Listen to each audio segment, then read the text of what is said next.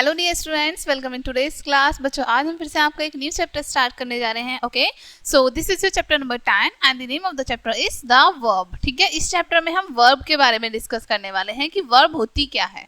ठीक है, इसका यूज कहाँ पर किया जाता है और कैसे। Let's start. सबसे पहले हम डेफिनेशन रीड करेंगे। Okay, a verb is a word which denotes an action और is used to tell or assert something about a noun or pronoun। ठीक है, अब यहाँ पर आपको क्या बताया गया है, एक वर्ब क्या होती है। हमारे वर्ब वो वर्ड होते हैं, वो शब्द होते हैं जो किसी भी एक्शन को बताते हैं, किसी भी क्रिया के बारे में बताते हैं या फिर हमें बताते हैं हमारे नाउन और प्रोनाउन के विषय में। ठीक है, नाउन या प्रोनाउन के बारे में हमें कुछ जानकारी देते हैं। ठीक है, ओके, यहाँ पर आपको हिंदी में भी दी गई है, जिस शब्द से किसी काम का करना, ठीक है, या होना प्रकट होता हो। ठीक है, a verb is a word which denotes an action. ठीक है, जिस शब्द से किसी काम का करना या होना प्रकट होता हो, यानी कि बेसिकली हमें पता चल रहा है कि काम हो रहा है। ठीक है, जिस भी शब्द से हमें पता चल रहा है कि काम हो रहा है उससे। ठीक है, अथवा जो शब्द किसी नाउन या प्रोनाउन के विषय में कुछ बताते हैं उन्हें वर्ब कहते हैं, या फिर हम जो हमें नाउन या प्रोनाउन के बारे में कुछ बताते हैं, ठीक है, वो शब्द हमारे वर्ब होते हैं, क्रिया होती हैं। ठीक है, एग्जाम्पल देखो, राहुल सिंग्स आ सॉन्ग। राहुल क्या कर रहा है, राहुल ने एक गाना गाया। ठीक है, तो उसने क्या काम किया है, सिंग क्या है, गाने का काम क्या है। ठीक है, तो सिंग्स यहाँ पर हमारी वर्ब है। I am an honest girl, मैं एक ईमानदार लड़की हूँ। The cow is grazing, गाय घास खा रही है। All leaders were dishonest, जितने भी नेता हैं वो सभी कैसे हैं, बेईमान हैं। She is heading a book। ठीक है, सो यहाँ पर आपको सभी सेंटेंस में वर्ब के बारे में बताया है कि यहाँ पर क्या है, I am an honest girl, कि मैं एक ईमानदार लड़की हूँ।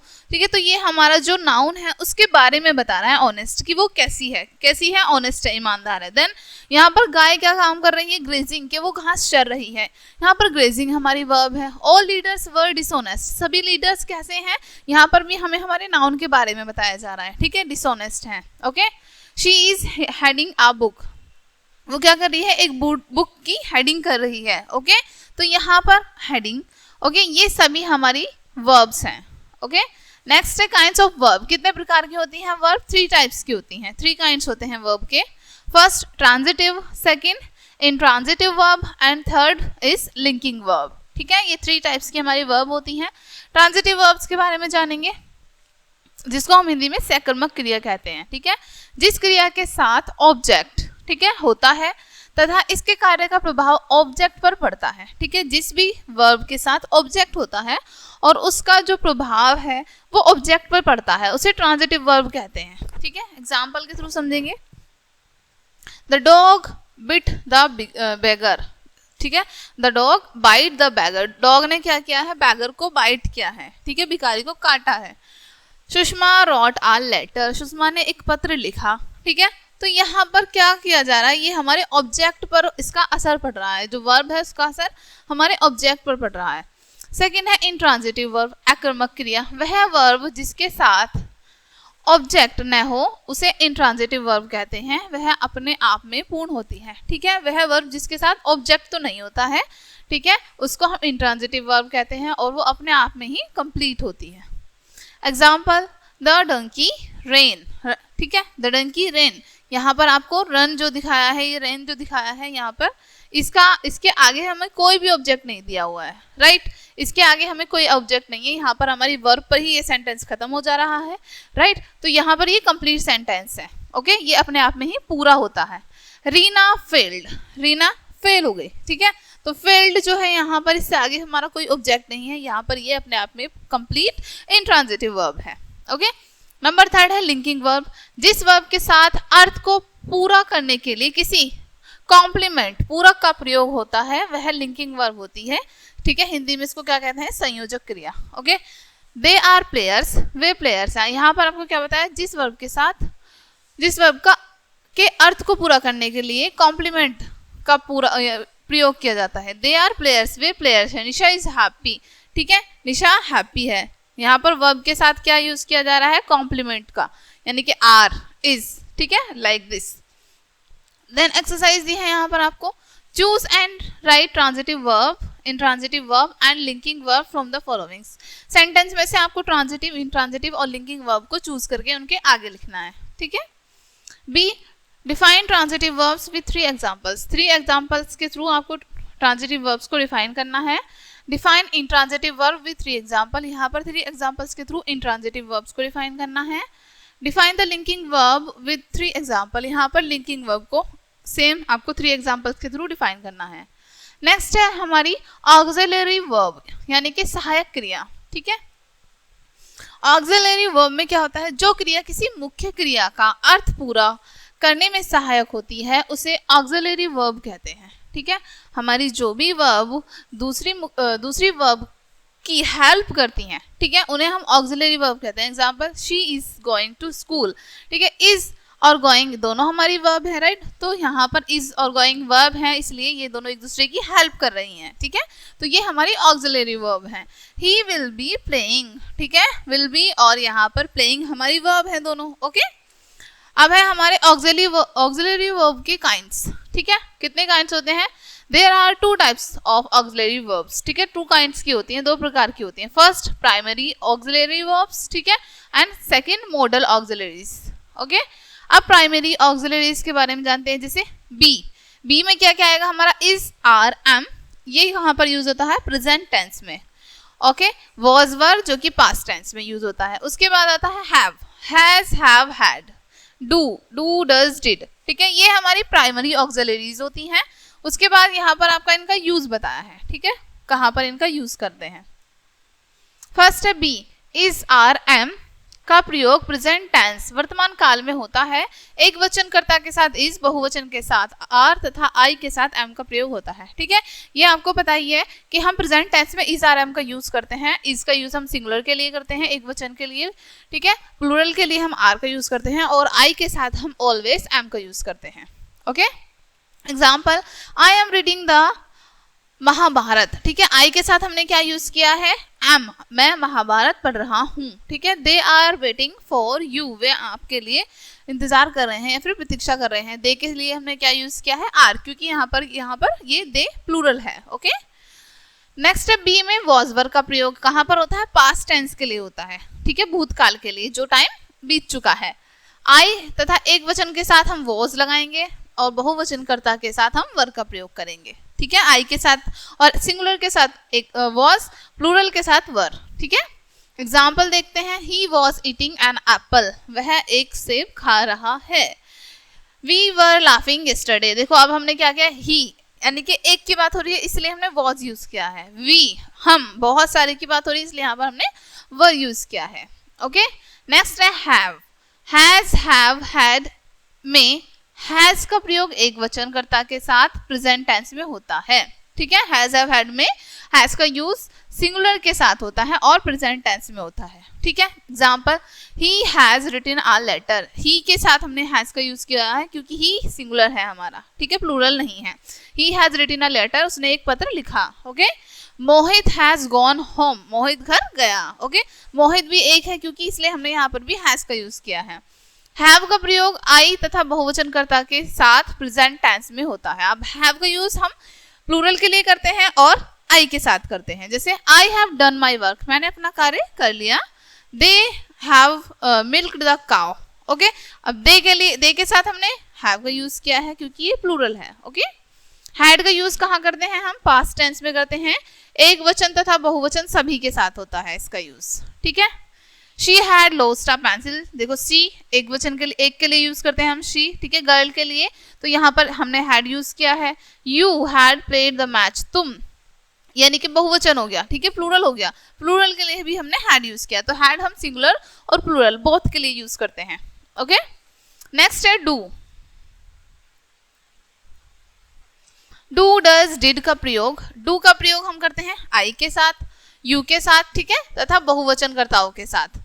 Present tense, present indefinite tense में होता है। डू का यूज कहाँ पर करते हैं, आई के साथ और यू के साथ। कहाँ पर करते हैं, बहुवचनकर्ताओं के साथ और प्रेजेंट टेंस में, ठीक है, इंडेफिनिट टेंस में, प्रेजेंट इंडेफिनिट टेंस में, okay. Example, you do not help him, okay. We do not play cricket, हम क्रिकेट नहीं खेलते हैं, you do not help him, तुम उसकी मदद नहीं की, ठीक है। डज एक वचनकर्ता के साथ present tense, present indefinite tense में इसका प्रयोग होता है। डज का कहाँ पर यूज होता है? एक वचन के साथ, सिंगुलर के साथ, ठीक है। Example, she does not come this, ठीक है, she does not come this, यहाँ पर शी के साथ हमने डज का यूज किया है। Sohan does not know him, Sohan उसे नहीं जानता, ओके। तो यहाँ पर भी हमने सोहन के साथ किसका यूज किया है? डज का, ओके। नेक्स्ट हम यूज जानेंगे डिड का, कहाँ पर करते हैं। डिड या फिर डू का पास्ट टेंस रूप है, ठीक है। अब आपको बताया है यहाँ पर डू का पास्ट टेंस क्या है, पास्ट रूप क्या है? डिड है, ओके।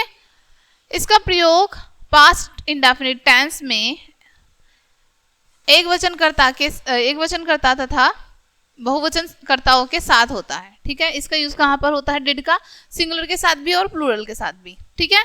एग्जाम्पल देखो, he did not go to market, वह बाजार नहीं जाता है, वह बाजार नहीं गया। You did not come here yesterday, तुम कल यहाँ पर नहीं आए, ठीक है। तो यहाँ पर डिड का यूज हमने सिंगुलर के लिए भी और प्लूरल के लिए भी, दोनों के लिए किया है। नेक्स्ट है हमारा नंबर 2 मॉडल ऑक्सिलरीज। मॉडल का अर्थ ढंग अर्थात वृत्ति, मॉडल ढंग या वृत्ति को व्यक्त करने वाली, ठीक है।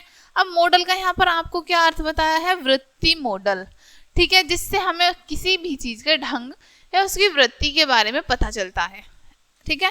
मॉडल ऑक्सिलरीज ढंग या वृत्ति को व्यक्त करने वाली सहायक क्रियाओं को मॉडल ऑक्सिलरीज कहते हैं, ठीक है। अब इसमें क्या क्या शामिल होता है?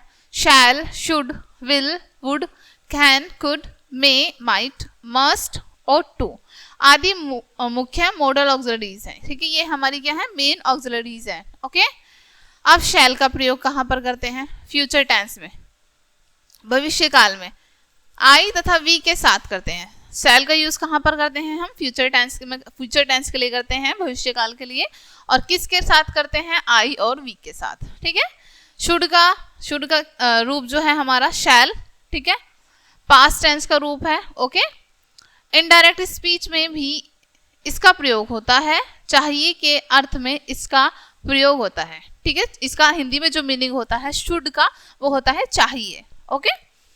विल का प्रयोग कहाँ पर करते हैं? फ्यूचर टेंस में, जो हमारे भविष्य काल वाले सेंटेंस होते हैं, ठीक है। आई और वी के अलावा सभी कर्ताओं के साथ करते हैं, ठीक है। विल का यूज हम आई और वी को छोड़कर बाकी सभी के साथ करते हैं, ओके।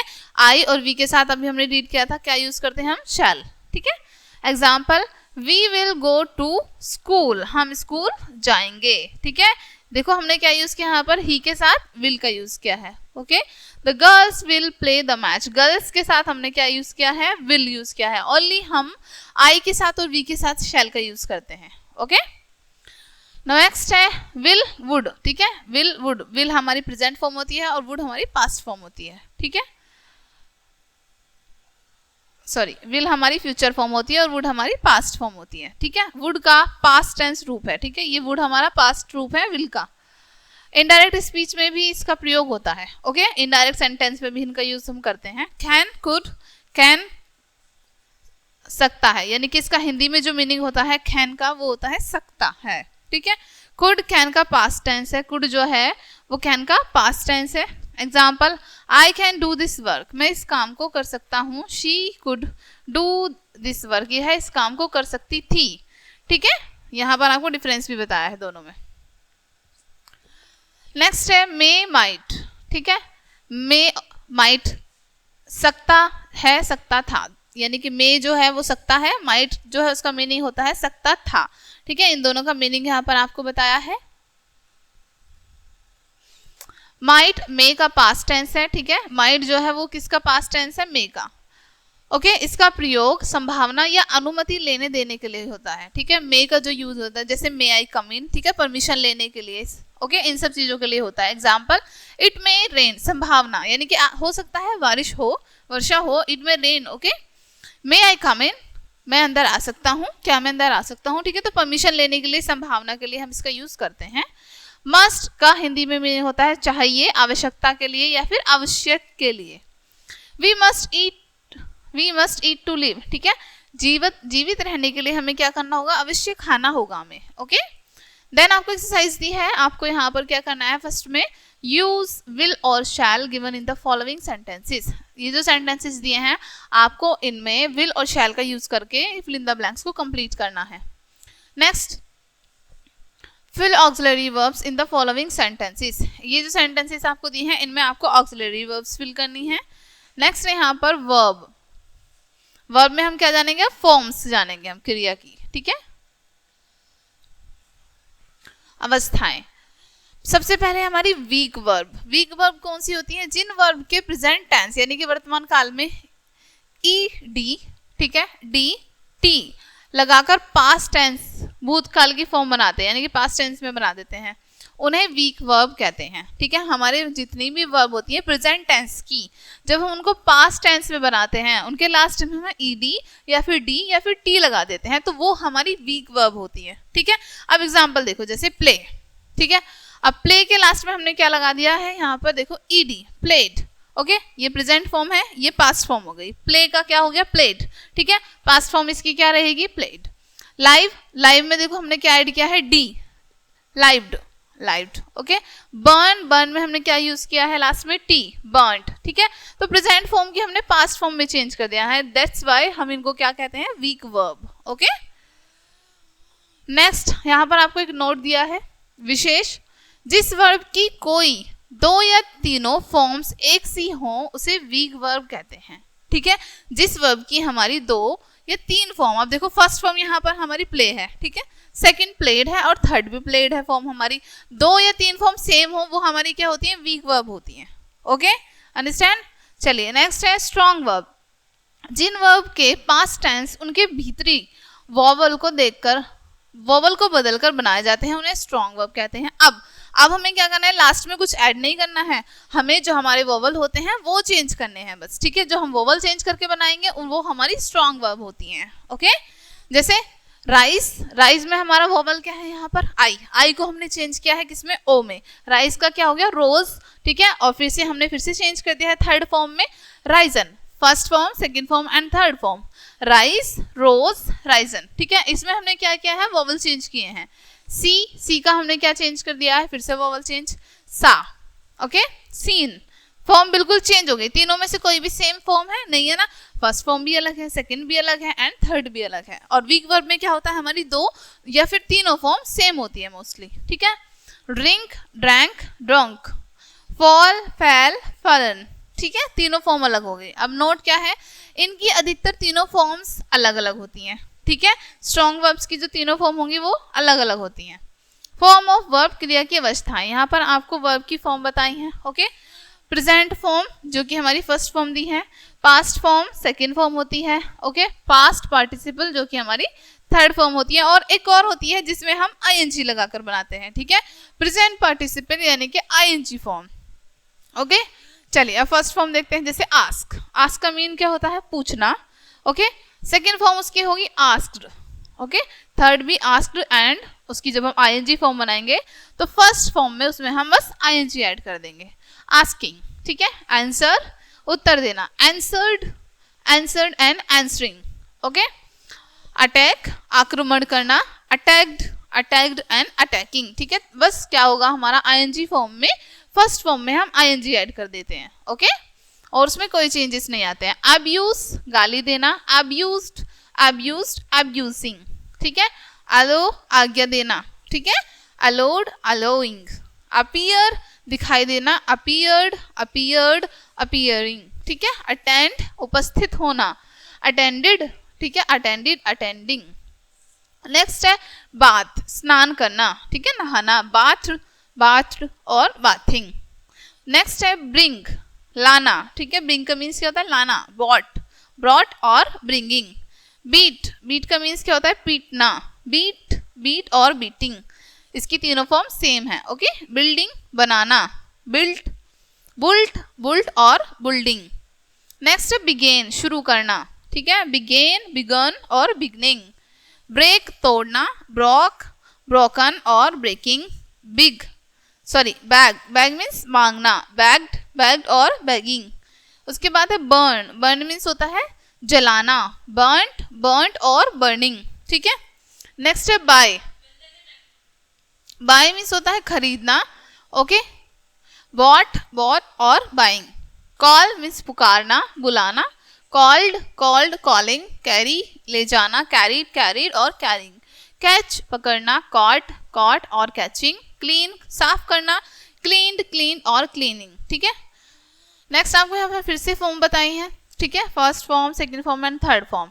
ओके, ये आपको रीड करनी होंगी। ओके, देन लर्न भी करनी होंगी। यहाँ पर आपको बहुत सारी फॉर्म दी हैं। ठीक है बच्चों, ये आपको अच्छे से रीड करनी है एंड देन आपको ये लर्न करनी होंगी। बहुत सारी फॉर्म्स दी हैं यहाँ पर आपको। देन एक्सरसाइज दी है यहाँ पर, right the past form second form of the following. ठीक है, यहाँ पर आपको कुछ वर्ब दी हैं। ओके, इनकी आपको सेकंड फॉर्म लिखनी है। Right the second form of the complete of this following sentences. Sentence को कंप्लीट करने के लिए यहाँ पर आपको सेकंड फॉर्म लिखनी होंगी। ठीक है, right the third form in the following. यहाँ पर आपको सेकंड और थर्ड फॉर्म लिखनी है। ठीक है, next, write the present participle form ING of the following. यहाँ पर आपको आईएनजी लगा के ऐड करके बस ये कंप्लीट करके लिखने होंगे। ठीक है, एग्जाम्पल भी आपको यहाँ पर दिया है। ओके डियर स्टूडेंट्स, ये चैप्टर आपके यहीं पे फिनिश होता है। आई होप ये चैप्टर आपको अच्छे से समझ आया होगा। मिलते हैं नेक्स्ट वीडियो में एंड थैंक्स फॉर वॉचिंग।